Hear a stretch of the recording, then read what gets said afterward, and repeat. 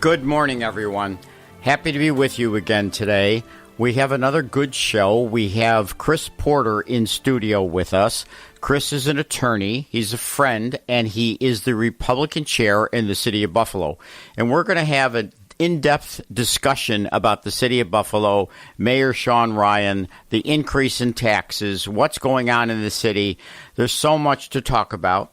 Then we're going to bring on at 11:30 Michael Caputo. So I'm sure remember Mike Caputo ran Carl Palladino's run for governor in 2010. Mike then worked for Trump in the first Trump administration. Unfortunately, Mike got throat cancer. Thank God he beat that. He moved to Florida, but he is still very involved in politics. So we're going to start with Chris Porter. Chris, thank you for being here today. Thank you, Ralph. I appreciate the opportunity to be here.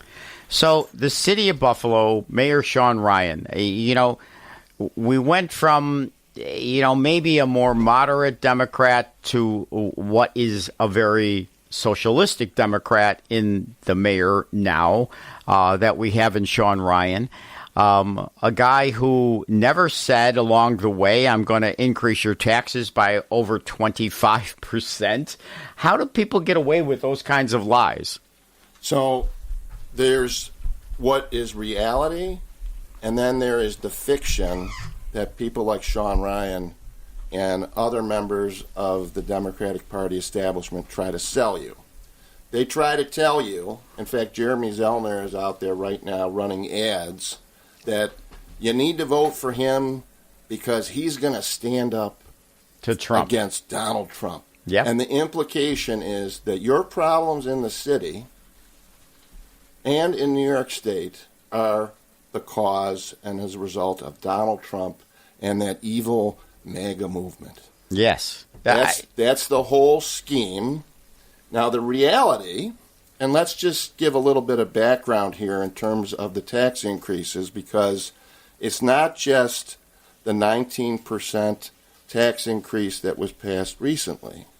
Last year, we had, first of all, they reviewed everyone's assessment. Yes. And in many cases, they raised your tax assessment. Yes. And that was kind of a setup so that there would be a higher number. When they raised the tax rates, it would be a percentage of a higher number. Then, if you remember during the mayoral campaign last year, they raised the taxes 8% during the course of the mayoral campaign. Yep. And they gave you every impression that was it. That was it. They even said, we're going to sell the auto ramps. Yep. And even though Ryan complained initially about the plan by Scanlon to sell the auto ramps, he voted to approve it. Yep. When the chips were down, he voted to approve it, notwithstanding his criticism. And then, earlier this year, they raised the user fee by 25% and this is the fee that goes allegedly, to pay for your garbage removal. So that is a tax. Sure. And by the way, the whole time they're doing this, they're trying to sell you on the fiction. They say, well, we care about the people on fixed incomes. We care about the people on the east side. We care about the people on Social Security. But these taxes, if you're a property owner and you have a fixed income, you primarily have Social Security as your income, you live on the east side, you're hit by these taxes. And noteworthy, every politician who created this budget crisis in the city of Buffalo, every politician who voted on these tax increases was and is a member of the Democratic Party. Yep. Now, there were some Democratic Party council persons who did not vote for the 19%, in all fairness. They wanted a lesser increase. But the inescapable fact is that Buffalo has had a Democratic mayor for 60 years. The Common Council have been controlled by the Democratic Party for 30 years at least. And every politician who created this crisis was a member of the Democratic Party. That is inescapable. Donald Trump has nothing to do with the city of Buffalo. Donald Trump did not raise the user fee 25%. He did not raise your taxes 8%. And by the way, if you rent in the city of Buffalo, you don't escape these problems, because if your landlord has to pay more in taxes, guess what happens to your rent? So the very people they say, there's a tremendous hypocrisy in what they're doing, they aim to protect, are being hurt by this. That is the reality. The fiction they try to tell you is that the problem is something else. Another fiction they try to talk about is they try to act like, and you may have noticed this if you're out there listening or reading the media coverage, that the only person responsible for this budget problem is Byron Brown. And there's this tremendous type of attitude on many out there that are in the Democratic Party saying, oh, we didn't know. Sean Ryan tries to say, I had no idea things were this bad, even though he's been representing the city of Buffalo in Albany for 14 years. He's voted on state budgets for 14 years. He had the entire campaign last year where he was running for mayor, and as you pointed out, Ralph, at no time during last year's mayoral campaign did he say, I am going to raise your taxes 25.8%. That's what he wanted to do. That's what he wanted to do.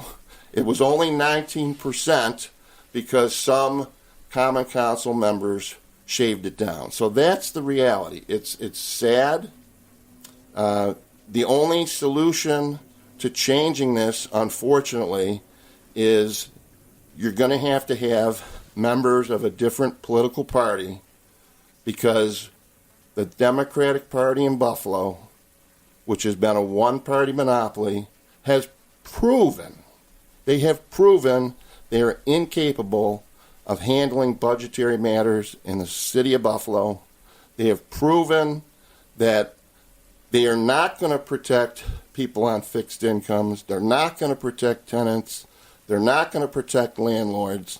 They are going to raise your taxes. They're going to raise your user fees. And the only way to change this is to change the political landscape. So the fallacy continues. I mean, it's total mismanagement from obviously the governor's office on down. The governor has a campaign about affordability. This is a woman who created unaffordability, and yet she can walk up to anybody and talk about affordability like she's really in favor of it, she's really going to accomplish it, when that is totally the opposite of what happens. They want more money so they can dole out more money in an election year. You can see how much money she's given the city of Buffalo, how much money she's actually given if you Google it. Every city. She's buying votes. She's pandering to people. And that money has to come from somewhere, people. That money has to come from somewhere. So if you're a working person, you're paying for it. If you've got a business, you're paying for it. If you have user fees or fees that you incur in your electric bill, in your phone bill, you're paying for it. And, you know, they have been able to disguise it, though. Well, another thing that offends me about this whole budgetary process, the 19% tax increase that was recently passed by the Common Council, the 8% tax increase last year, the raising of your assessments, the user fee. Another thing that offends me about this is the lack of economic understanding that is exhibited by the people that pass this. They just assume, they look at this like, well, we raised 19%. People are just going to sit there in Buffalo, and they're just going to sit there and they're going to pay the tax, and there's going to be no reaction. Well, what we've seen in New York State is one of the highest tax states in the country.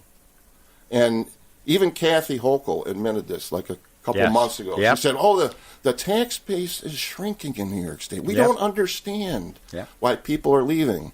Well, when you do things like this is a huge black eye for the city of Buffalo. And as Buffalo is the central city in all of Western New York, it's a black eye for Western New York. It's going to affect other communities that are neighboring Buffalo because of the black eye that it gives the area. It's going to affect Amherst. It's going to affect Cheektowaga. It's going to affect Tonawanda. It's going to affect Niagara County. It's because it's such a black eye, it just reinforces the perception that investors have that this is a business-unfriendly area and that it is an area where you can make a lot more money by going to someplace like Florida or Texas. Yep. And the effect of raising the taxes, particularly so sharply, is just not appreciated. I don't think they will ever get it, to be honest with you. You know, I'm going to make this point, too, because I think it ties in just to what I'm just saying here. When I was at a mayoral event last year, it was in Allentown, and Sean Ryan was there and James Gardner was there. Gardner was telling people the truth about the budget. He was telling people about the fiscal cliff Buffalo was facing. And he said, you can't tax your way out of this problem. And I remember Ryan saying at this event, and it always stuck with me, he started out the event by saying the problem that the city of Buffalo's had is that the taxes have been too low and that Republican supply-side economics doesn't work. And he actually essentially made the argument, he tried to make the argument that the problem with the way Buffalo has been run is that they've been applying Republican policies. Well, first of all, Buffalo, while its property taxes might have been lower versus, say, other communities neighboring, say, Amherst, that doesn't mean that the tax burden was low because you have to pay New York State income taxes, you have to pay sales taxes. Anytime you go to the gas pump, you're paying gas taxes, you're paying user fees, you're paying extra fees on other items in the state. So that was a flawed argument to begin with. It's also a flawed and ridiculous claim to make or to imply, as he was, that the city of Buffalo run exclusively by the Democratic Party. Exclusively. I can't emphasize that enough. There's been not one Republican involved in the budget process. Not Donald Trump. No member of the MAGA movement has been involved in the budget. No member of the MAGA movement, Donald Trump at no time has raised your taxes in the city of Buffalo. And yet he is vilified constantly in the media. The MAGA party individuals are vilified constantly. And even now, as I said earlier, Jeremy Zellner is out there running ads saying, you got to vote for him because you need somebody to stand up to Donald Trump. That your problems in New York are as a result of him. Well, they need a boogeyman, and Trump is the person because they have no real platform of their own. Tell me this. How does the Common Council, how do they justify the fact that this is the same Common Council that was there for the last dozen years? How can they now say, oh, look at what happened. We've got a budget problem. This is the same Common Council. Ralph, you're exactly right. That's where this whole fiction that Byron Brown is responsible for everything. He's the only person. If it wasn't for him, why we just discovered this problem and how serious it was. You're absolutely right. They had to approve every single budget. And I'm going to tell you, too, I remember being at a neighborhood association meeting. I was on a board. This was about 5 years ago. And I remember a member of the Common Council, I won't state their name, but he said to the neighborhood association, Buffalo has like a $67 million budget deficit. Look, if you have a question for Chris Porter or a question later on for Mike Caputo, you can call into the station. The Patriot studio line is 716-500-1270, 716-500-1270. We're going to take a quick question right now from Rich from Buffalo. So, Rich, go ahead. What's your question? And then we'll have Chris give you an answer. Rich, are you there? Well, maybe we lost Rich at this point. I'm sure he'll call back. So, Chris, tell us more. I mean, again, the Common Council has been in effect for all these years, and yet, we still, they act as if this budget is a surprise, that this problem is a surprise. And, again, like you say, they want to simply blame the president, who has nothing to do with the city of Buffalo, but they want to blame the president when the reality is it is the Common Council, it is the mayor, it is the spending, it is the state legislature, it is the fact that everybody were controlled by the Democrats and were controlled by downstate New York City Democrats. The state is controlled by them.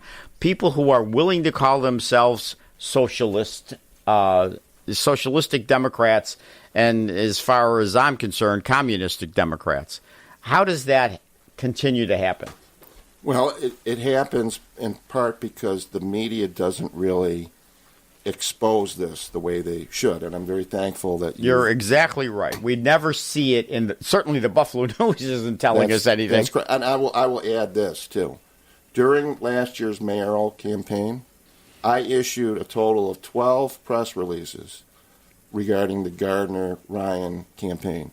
I sent them to every single media source in this area: the Buffalo News, Channel 2, Channel 7, Channel 4, Spectrum News, you name it.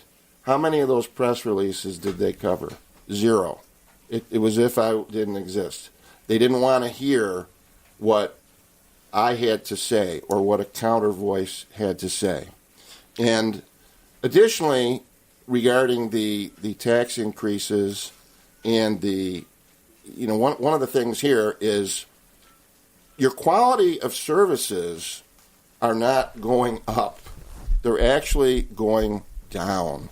It would be one thing if you were getting some great, fantastic, gold, star service. You're actually getting a lot less, and the quality keeps going down. And then additionally, further,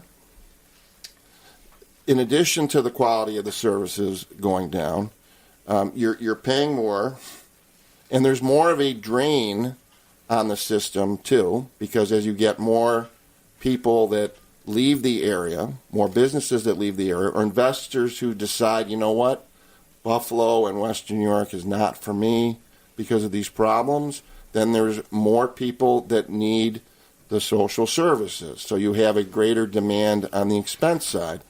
Another thing, too, speaking of the expense side, and Gardner harped on this on his campaign, and he was absolutely right. He said Buffalo really needs to take a hard look at its patronage jobs, at its expenses, and they aren't doing that. So speaking of the expenses of the city of Buffalo, we have 4 deputy mayors. Ridiculous. How much each? And we have a new police commissioner at what increase in pay? How do they justify all of this? How do they look people in the eye and say, we're going to have 4 deputy mayors, we're going to pay them each hundreds of thousands of dollars, we're going to raise the salary for the police commissioner and bring in a woman who's been thrown out of 2 cities already, and bring in a woman and raise her pay. And yet we're going to increase your taxes. We want 25.8%, but okay, we settle for 19 point whatever percent. Well, one of the things I noticed last year during the mayoral campaign was how much information was not actually presented to the public. So some of the things you're just saying right here, I'd be willing to bet you that a lot of the citizens of Buffalo are unaware of, because it's not focused on. If it is reported on, they give you one article and then they move on to something, Donald Trump is the problem and you should be worried about Donald Trump. There's a distraction. Or Kathy Hochul says, well, ICE is the problem. We can't have local communities agreeing or working or cooperating with ICE. There's always a distraction. That they'll talk about that's something unrelated to the reality. That's where I get back to the origin when I started off today. There's the reality versus the fiction that they want you to believe, and we need to get that reality out. It's hard because the media doesn't do it. They were doing their job. I think things would be a lot different, but they aren't doing it, and it shows the value of shows like this where you can get that reality out. That's exactly right. I mean, this audience, obviously we're preaching to the choir here, but this audience is an audience that knows, but we're, able to give them what they don't get in regular media. Now, we have Mike Caputo on the line. Look, Mike has been a friend of mine now for, since 2010 when I met him. Mike is a tremendous talent in terms of his ability to write, in terms of his ability to promote, in terms of his politics. Mike is just a wonderful guy. I happen to be godfather to his daughter, and I certainly appreciate that, although he moved away and I don't get to see him or his family. And Mike got cancer, but he's a survivor. And Mike's a survivor in so many ways. So, Mike, welcome to this show. Thank you. And right off the top, I want to thank Roswell Park. Buffalo is truly blessed to have that cancer hospital in the midst of Western New York. They saved my life. I know. Hey, you went through a lot, Michael. You went through a great deal, but you came through it, Michael, and that's your fortitude. That's your willingness to fight. That's your ability, to keep going when the going gets tough. Well, I come from Buffalo. That's what grows in Buffalo, toughness. And I know plenty of people involved in politics, quite frankly, on both sides, who have the stick-to-itiveness that you're talking about. I took my Buffalo born and bred and UB education to Washington with me, and it was a good thing because it's a pretty rough town. I know now, looking back, Ralph, I should have gone into insurance with my family. Well, look, you've made your mark in politics. We need people like you on our side of the situation. You did an awful lot for Carl Palladino. I mean, Carl kind of set the whole mode for what Trump then embellished and continued on. You were a major part of that. You were a major part of putting that all together. You and I met Trump in 2014 at Trump Towers. I mean, you've been a big part of this. So tell us where you sit now, Michael. I mean, you're in Florida. I miss you. But tell us a little bit of what you've had to go through. I know you've been persecuted. I was part of seeing all of that, unfortunately. Where is everything as it stands today? Well, right off the top, and I'll dip back into the stuff that we went through together during the first campaign and administration, but I'll just fast forward to the new administration, Donald Trump. And, I had come back from cancer. I was feeling like I could, come in and start again. And I became kind of an interim chief of staff at the Department of Justice for the United States Attorney nominee Ed Martin in the District of Columbia. That was going to be the center of the prosecution of weaponization of government, what happened to Russiagate survivors and et cetera, people like me. And I got to tell you, it became fairly clear right away that there were going to be Republican senators that would, stab the president in the back on this confirmation. But it was about March 17, 2025. I was sitting in the office at DOJ, and my Department of Justice computer, dinged. And I looked and I saw that I got an email to my Gmail address, my personal address, and I opened it. And it was Google telling me that they were now being allowed to tell me that they had classified subpoena for all my Google data, my Gmail, my location, my search prompts, things like that. And that it was illegal for them to tell me, but now they could. I was surprised. I asked Google for the subpoena. They sent me a heavily redacted copy, and I took it in to the United States Attorney, and I said, "This is really weird, isn't it?" And he looked at it, and he said, "Yes, it also says it appears that this FBI investigation was initiated in 2021." Wow. Right? I was being actively investigated for 4 years that I knew of, and then the attorney told me, he said, it appears to have been started in this office suite. So I was actually working among career, assistant U.S. attorneys and such who were actively investigating me sitting in the next office. Wow. How strange is that? And, well, I mean, fast forward, I asked the president to close it. He went ahead, tried to initiate that. It didn't happen. I went to Kash Patel, didn't happen. Went to Dan Bongino, didn't happen. Come to find out, Ralph, we heard about this before. My FBI criminal investigation was about my movie called The Ukraine Hoax, that it revealed Hunter Biden's Ukraine grift and all the bribes he was taking in Ukraine. And apparently that really upset Joe Biden and his team. And when he became president, within a couple of weeks, they initiated this FBI investigation into my movie, and they subpoenaed everyone in the credits. So, yes, Russiagate hurt my family as we lived in East Aurora and tolerated all the things that we went through, and we'll talk about that. But what really is remarkable here is it all started again in 2021. And you know what, Ralph? Come to find out, I finally had to go to the president in mid-December myself in 2025 and asked the president to close it. And you ordered it closed at that time. I was under surveillance of the FBI illegally because of a First Amendment issue with my film for the whole entire first year of the new Trump administration, hidden from the Department of Justice political appointees. Isn't that crazy? It's crazy is right. I mean, we don't think in this country, or at least we didn't used to think in this country, that there were political vendettas that, we'd be sought after by law enforcement for something that was political. We certainly didn't used to think that. But when it happened to Trump and it was so publicized, and then it was happening to other people, and I know that you certainly were the victim of it, not just what you're telling us, but even before that. Well, you and I talked a lot between, 2017 to 2020 when they were all over our family in East Aurora. Yep. Before I even knew about that investigation, people were picking my garbage on, we were right in the village there, and I thought, they're garbage pickers, right? And then I noticed that the guy had a regulation haircut, right? Looked like he just got out of basic training. Now, what kind of garbage picker looks like a private first class, right?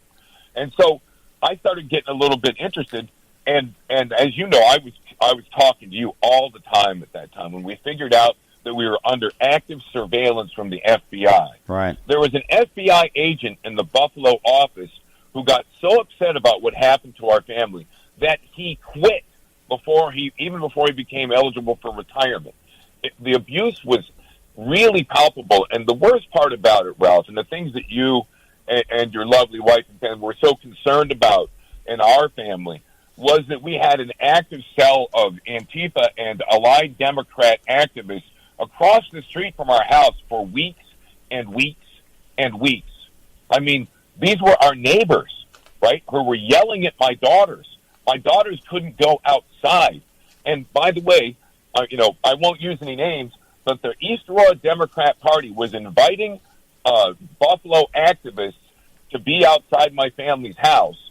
And one of those guys ended up being his house raided for allegations of against children, sexual deviancy with children. And that guy was taking pictures of my kid outside my house in East Aurora, invited there by the Democrats. And by the way, Ralph, he ended up committing suicide shortly after his house was raided. Wow. So God bless us all. He's not out there taking pictures of anybody's kids anymore. We have Chris Porter, Republican chair for the city of Buffalo, here in studio. We have Michael Caputo on the line. So, Mike, kind of bring us up to date where you stand at this point in time. I know you've suffered a lot, but tell us about what the situation is today, and then give us some insight into the Trump administration as you see it today. Sure. And hi, Chris. How you doing? You know, I'll tell you, we live in strange times, as you know. I'll tell you, my feeling is, you know, what our family went through during the first administration, with, you know, all the threats of violence and the terrible things screamed at my children in the streets of East Aurora, that basically ran us off. It wasn't safe for us to be anymore. There were people lined up in front of our house 24/7, and I had to bring in volunteer guards from the Republican Party of East Aurora to stand guard for my family when I was serving on the COVID task force as Assistant Secretary of Health. It was a terrible time, but we learned a lot during that time. You know, we, meaning Trump supporters, Trump administration, and the president himself. You know, really when it comes down to it, you know, Ralph, it's no more Mr. Nice Guy. It's not exactly like, you know, the joke goes. It's not like we were being nice to begin with, but Donald Trump came into this administration understanding there was no playing around. They're going to come after all of his supporters. They're going to tear their lives and their families apart. And like the Caputo family, they're going to cause terrible health issues. I got cancer, damn near died from all the stress. But this administration is totally different now.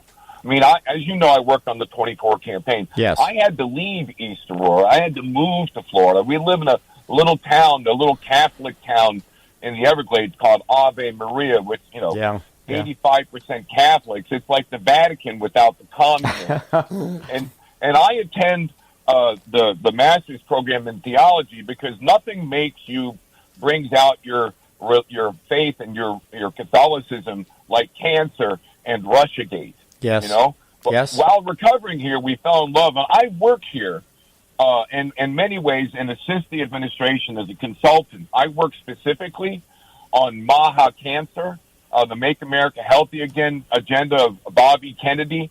I'm working with him on the cancer part. And thankfully, I've been able to get Roswell Park some of the most amazing research in Roswell Park is done by Dr. Siros from the gynecological department involving the microbiome, the gut, and how you can use the gut to attack and even prevent cancer. Really seminal research from Roswell Park.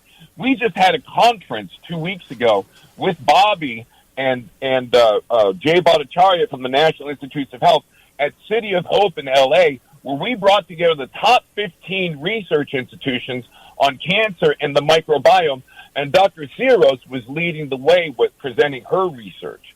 There's a lot of great things going on in this administration, but really what brought me to the headlines in the Buffalo News today is this anti-weaponization plan. Yes. And this is something we discussed a lot during the campaign. It was debated a lot between top attorneys during the convention and the platform committee. This is a well-thought-out way to try to help people, so you don't have to hire attorneys to go in and get the reimbursement and the restitution you deserve.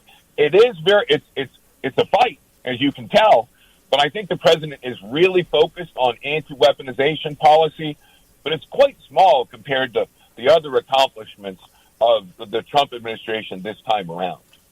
Well, Trump has done amazing things. There's no question about it. Bobby Kennedy, I was fortunate enough to get to meet Bobby Kennedy during the COVID era and brought Bobby Kennedy to Buffalo. I communicate with him on a regular basis. Oh, I remember that. You remember That's where that. I first met him. So he's done a great job trying to make America healthy again. He's certainly a strong advocate. But, you know, Trump...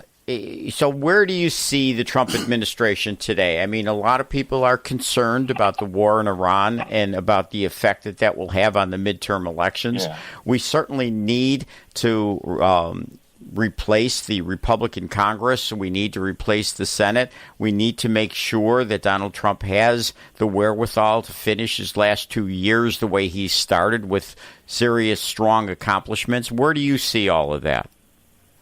Well, I have to tell you, the confrontation with Iran was also talked about ad nauseum during the policy development, stage of the Trump-Vance campaign, and was discussed at great length at the platform committee in Milwaukee during the convention. This wasn't something that you have all the opponents of the Iran war. There are good reasons to oppose it, by the way.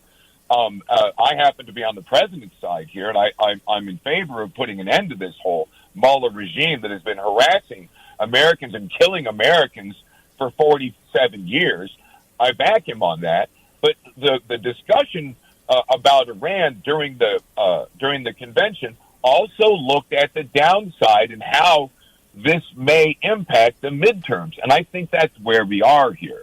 The president needs to finish this up. And I don't have any access to intelligence on this, but I know a lot of people in the White House. They spend a lot of time in Washington, and I think we're on our way to the end of this war. I really do. And I don't come at it naive. I'm a U.S. Army veteran. I know what I'm looking at here. I think we're coming to an end. It was a risky gambit, which is why no president before Donald Trump ever had the stones to do it. And that's exactly it. I mean, they all talked about it. They all said it needed to be done, but nobody had the guts to go forward and do it. He has. But it's at a political risk, a substantial political risk. I think, we've got another month, maybe a little bit longer, but it has to end by then, and it has to end with some success on our part, or I am very concerned about the midterms. Yeah, I'm pretty concerned about it too, but I can tell you I was far more concerned before the war. Meaning I already saw what looked like a loss in the midterms before the war started, right? I'm more sanguine about the midterms now with the war going on. Not because I think the war is helping us. It's not. But I do believe, by reassigning, James Blair, the deputy to the president in the White House, he's a fella I really believe in. Young guy, real political operative deep down. The president spun him out of the White House to be full-time on the midterms. And things turned around immediately with the redistricting and everything. Looks like we're +9 with redistricting. Ralph, you and I used to talk about this. We always let the Democrats gerrymander these districts and make these congressional districts into really weird maps. And this time we just took them on head on, and we beat them over and over again in state after state. That's turned things around a little bit. But you're right, Ralph. If we're still at war in September, we have a problem. I just want to let you know, Michael, another good friend of ours, Dave DiPietro, just walked into the studio. So say hello to David. Hi, Mike. David's one of my best friends, man. Yes, I certainly know. One of your ardent supporters, and certainly you are of his. Mike is, Well, Ralph, I miss you so much. I miss Dave so much. I miss our little house across from Immaculate Conception in East Aurora so much.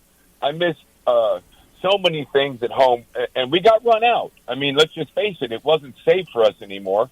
And we're even concerned about visiting, because the last time I visited, these Antifa DSA weirdos from Buffalo got a wind of it and started following my father around, my 88-year-old father, to try to locate me. I can't even go home anymore. Well, it was good to see you the last time that you were here. I miss being able to have those meetings with you and going over this, because you're so knowledgeable about this and you're so involved in it, but you suffered so much as a result of it. So most of us have seen in the Buffalo News that you've put in an application for these funds. Mm-hmm. I know how well-deserved they are for you. I know what you went through. Not a lot of people do. So I'm glad you gave us some of that background. Hopefully you will get compensated for all of what you did go through. But the midterm elections are certainly something that is concerning. In order for this to continue, in order for you to be able to get those funds, in order for it to work, Trump has to have control of both houses. Isn't that the case? Truly. And I think if we lose the House, for example, he'll be impeached not twice but 3 times. Yes. Right. Yes. The ruling party, the presidential party, always has trouble in the midterm. Always. And so we're already challenged, and when we throw in this war, but I feel was necessary, but you throw into this, the resulting economic impact on gas prices, it comes at a cost. But let me tell you something. I'm more sanguine than I was 4 months ago. I really am.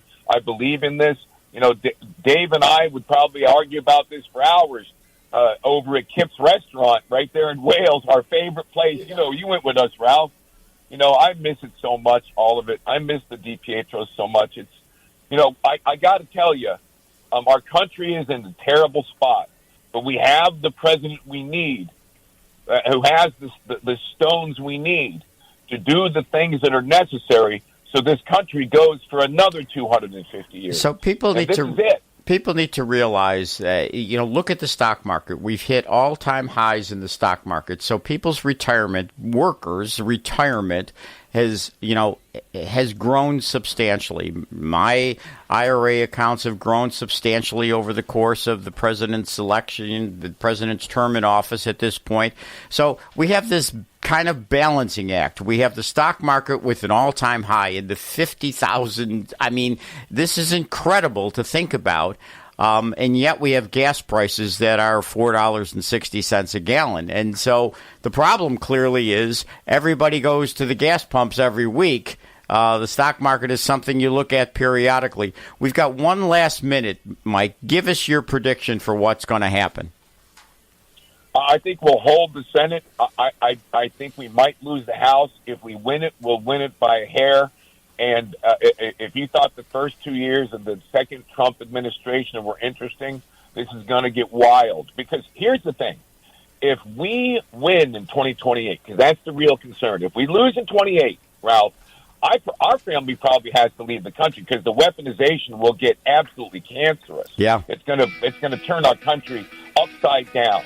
We got to win in 28. Hopefully we win in 26.